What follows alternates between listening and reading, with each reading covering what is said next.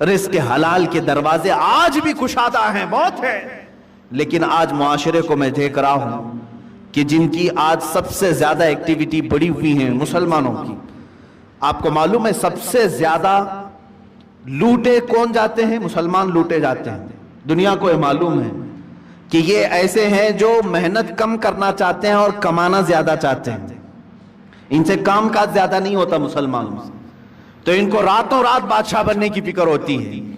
آپ دیکھ لینا جا کر کے، تجزیہ کر لو، لاٹری لگانے میں سب سے زیادہ وہ مسلمان آگے ہوں گے. ان کو ایسا لگتا ہے کہ راتوں رات میں کروڑ پتی بن جاؤں گا.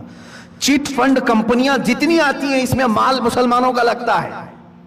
یہ چیٹ فنڈ کمپنیاں آتی ہیں جو لاکھ کو 2 لاکھ بناتی ہیں سال بھر کے بعد، اور دیتی بھی ہیں شروع میں، اور اس کے بعد چند سالوں کے بعد پورا کا پورا مال لے کر کے فرار ہو جاتی. حیدرآباد میں ہوا، بنگلور میں ہوا، ممبئی میں، یہ کنٹینیو چلتے رہتے ہیں. میں آپ کو بتاؤں چیٹ فنڈ کمپنیاں نئی نئی آتی رہیں گی، ان کو پوری ٹریننگ دی جاتی ہے چلانے کی، نئی نئی اسکیمیں لانے کی. اور جو ڈسے ہوئے ہیں مسلمان، اب بھی اگر نئی کمپنی آئے تو پھر جا کے بھریں گے، پھر بھریں گے. کیوں؟ حلال کھانے کی جب فکر نہ ہو، محنت کرنے کی جب عادت نہ ہو، تو شیطان اسی طرح سے ان کے ذہن کو ورغلاتا ہے اور راتوں رات اپنے پورے پیسے لگا کر کے ڈبل چاہتے ہیں. یہی تو سود ہے، یہی تو بیاج ہے جو حرام کھانے کی فکر ہے. اور آج کرکٹ کی دنیا میں جو پیسے لگائے جا رہے ہیں، اور جان بوجھ کر کے اس زمانے میں مسلمانوں کو، نوجوانوں کو اس میں مبتلا کیا گیا ہے کہ تمہارا مال ختم ہو جائے. حیرت کی بات ہے کہ پہلے شرم محسوس کرتے تھے لوگ بیاج کہنے کو، سود کہنے کو، گیمبلنگ کہنے کو، جوا کہنے کو. کرکٹ کے نام پر دنیا تمہیں جوئے میں ملوث کر رہی ہے اور تم خوشی سے کھیلے جا رہے ہو. یاد رکھو، جس نے جوئے کو دیکھا، جوا بازی کیا نہیں، کھیلا نہیں، دیکھتا رہا، اللہ رب العزت کا عذاب اسے گرفتار کرے گا. سب سے بڑا عذاب اللہ کا یہ ہے کہ موت سے پہلے ایمان چھین لیا جائے. خطرناک عذاب ہے اللہ کا. جوا اللہ رب العزت کی بارگاہ میں ہرگز پسند نہیں. انما الخمر والمیسر والانصاب رجس من عمل الشیطان. اللہ فرماتا ہے شیطان کی غلاظتوں میں سے ہے یہ. جوا شیطان کی غلاظتوں میں سے، شیطان کے پخانوں میں سے ہے یہ. اتنی غلیظ چیز ہے جس کو آج فخر کے ساتھ کر رہے ہیں. بیٹنگ لگانا، بکنگ کرنا، اور آج کرکٹ کے نام، آئی پی ایل کے نام پر.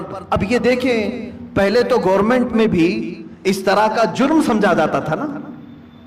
بیٹنگ کرنا اور پیسے لگانا، میچ فکسنگ کرنا، یہ سب جرم سمجھا جاتا تھا.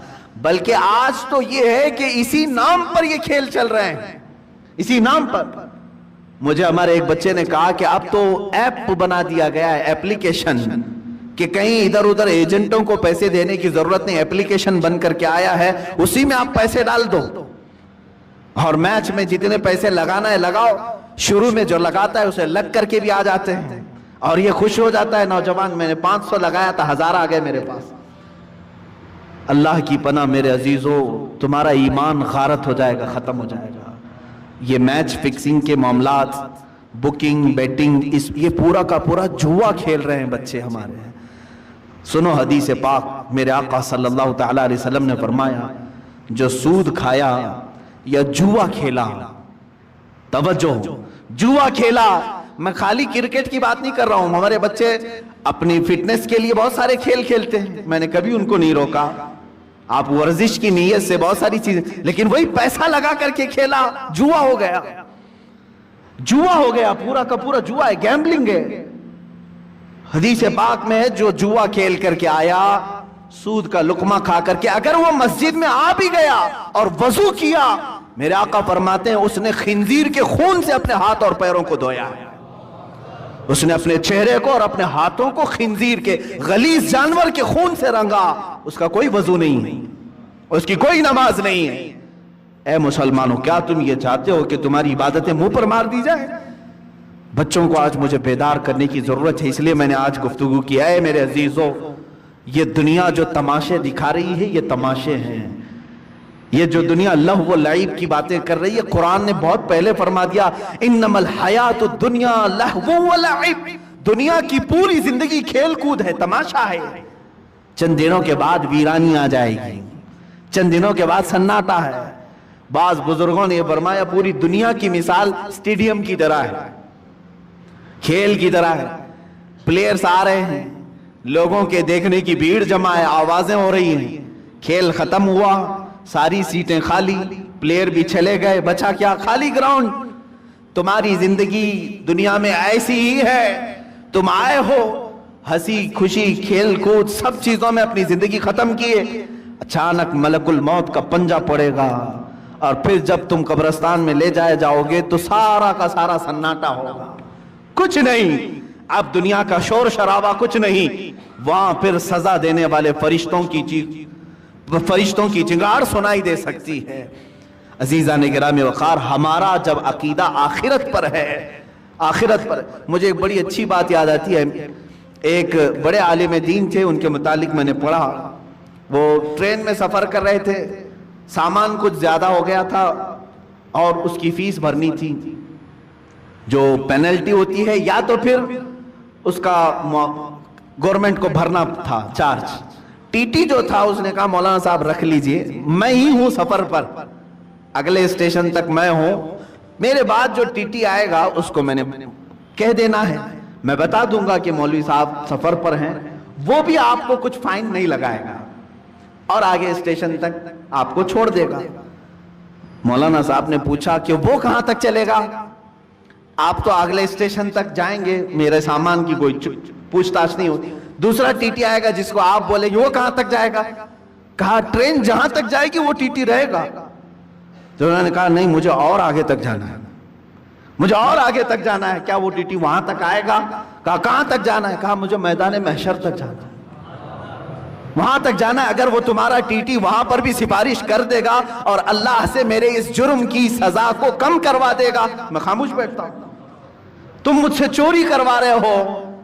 उन्होंने अपना वो मुआवजा भर दिया और जाहिर सी बात है उस टीटी के दिल में भी खौफ खुदा ऐसा आया, उसने खुद बयान किया, उसके बाद जिंदगी भर कभी मैंने हराम लुकमे की तरफ हाथ नहीं बढ़ाया। हमारे असलाफ और हमारे बुजुर्गों ने हमें ये सिखाया है। आज उम्मत के पास हलाल लुकमे बहुत सारे हैं। शेख अली दक्काक रहमतुल्लाह तआला अलैह की एक हिकायत मैंने पढ़ी थी। ये पहाड़ों पर जाकर के इबादत करते थे। एक दिन पहाड़ों के ऊपर ये लकड़ियां काटने के लिए भी जाते थे, ला करके बेचते थे काट करके। एक दिन देखा एक थैला वहां पड़ा हुआ है, थैली छोटी सी, और उसको हिला करके देखा तो सोने के सिक्के थे, अशरफियां थी। जाहिर सी बात है रास्ते में अगर किसी को सोने की अशरफियां मिल जाएं तो उसके क्या है, वारे नियादे हैं।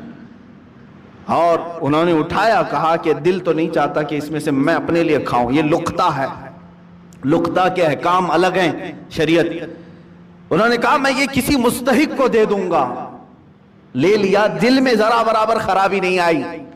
नीचे आए, पहाड़ से उतर करके देखा एक हबशी गुलाम काला, जिसके होंठ चौड़े थे, माजूर था, हाथ नहीं थे पैर तो थे, माजूर शख्स था, बैठा हुआ था, पसीने में शराबूर था। शेख अली फरमाते मुझे लगा इससे ज्यादा मुस्तहिक कौन होगा, इसके पास खाने पीने की कोई चीज नहीं, कुछ नहीं। आप ले जाकर के वो सोने के सिक्के वाली जो थैली है, अशरफियों की थैली, उस हबशी गुलाम को दे देते हैं, ले तो अपने खर्चे कर, इसमें मजे के साथ जिंदगी गुजार। उस हबशी ने कहा ए अली दक्काक, ले जाओ इसको, जहां से उठाया वहीं रखो, पिछले 1 साल से रोजाना मैं देख रहा हूं, पिछले 1 साल से मैं इसको रोजाना देख रहा हूं, आज तक हाथ नहीं उठाया। मेरे अजीजों, शेख अली दक्काक फरमाते हैं कोई हबशी गुलाम, वो उस जमाने के कुतुब थे जिन्होंने हाथ लगाने को भी मना फरमाया।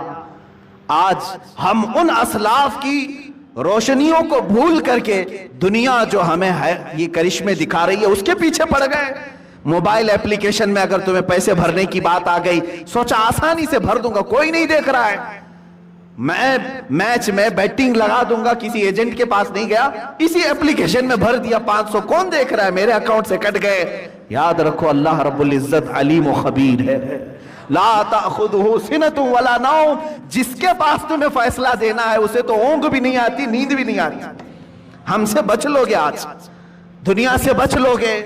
दोस्तों अहबाब को छुपा करके तुम जुआ खेल लोगे, लेकिन दोस्तों अहबाब तुम्हारा ना फैसला करने वाले हैं, ना तुम्हें सजा व जजा देने वाले हैं। जिसके पास फैसला होना है उसकी तो शान ये है कि उसे ओंग भी नहीं आती, वो गाफिल भी नहीं है किसी चीज से। तुम्हारे हालतें, तुम्हारे दिल की खबरें वो सब जान रहा है।